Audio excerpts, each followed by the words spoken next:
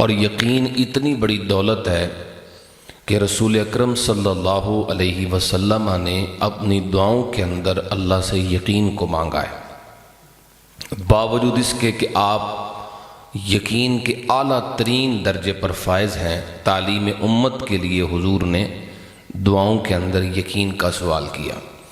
ایک بڑی طویل دعا ہے، احادیث کی کتب میں جامع ترمذی میں ہے۔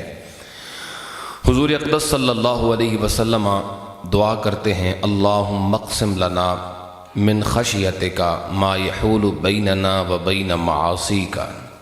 اے اللہ مجھے ایسا خوف عطا فرما جو میرے درمیان اور تیری نافرمانیوں کے درمیان حائل ہو جائے۔ اے اللہ مجھے ایسا خوف عطا فرما جو میرے درمیان اور تیری نافرمانیوں کے درمیان حائل ہو جائے، رکاوٹ بن جائے۔ وَمِن طَاعَتِكَ مَا تُبَلِّغُنَا بِهِ جَنَّتَكَ، اور مجھے ایسی اطاعت کی توفیق عطا فرما، ایسی عبادت کی توفیق عطا فرما جو عبادت سبب بنے اور اس کے ذریعے تو مجھے جنت میں داخل کر دے۔ وَمِنَ الْيَقِينِ مَا تُهَوِّنُ بِهِ عَلَيْنَا مَصَائِبَ الدُّنْيَا، اور ایسا یقین عطا فرما کہ جس کی وجہ سے تو ہم پر دنیاوی مصائب اور تکالیف کو آسان بنا دے۔ وَمَتِّعْنَا بِأَسْمَاعِنَا وَأَبْصَارِنَا مَا أَحْيَيْتَنَا، یا اللہ جب تک تو ہمیں زندگی عطا فرمائے ہمیں ہماری آنکھوں سے بھی، بصارت سے بھی نفع عطا فرما، اور ہمیں ہماری سماعتوں سے، ہمارے کانوں سے بھی نفع عطا فرما۔ وَاجْعَلْهُ الْوَارِثَ مِنَّا، اور یا اللہ ہماری سماعت و بصارت کو آخری دم تک سلامت فرما۔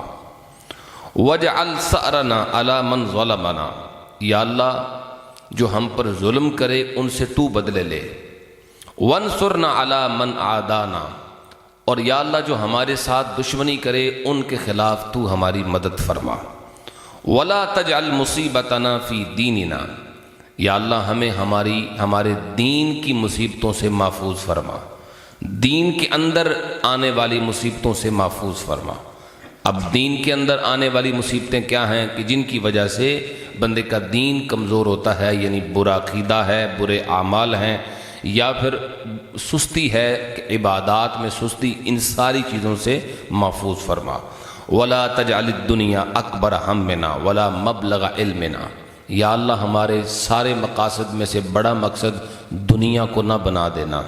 وَلَا مَبْلَغَ عِلْمِنَا، کہ ہمارا مبلغ علم سارے کا سارا دنیا ہو، فکر ساری کی ساری دنیا ہو۔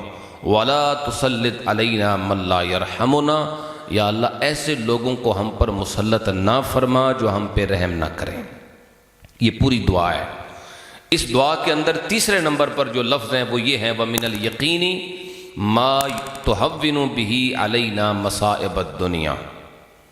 تیسرے نمبر پر جو لفظ ہیں ان پہ غور کریں کہ وَمِنَ الْيَقِينِ مَا تُهَوِّنُ بِهِ عَلَيْنَا مَصَائِبَ الدُّنْيَا، اور ایسا یقین عطا فرما کہ جن کی وجہ سے تو ہماری دنیاوی مصیبتوں کو آسان کر دے۔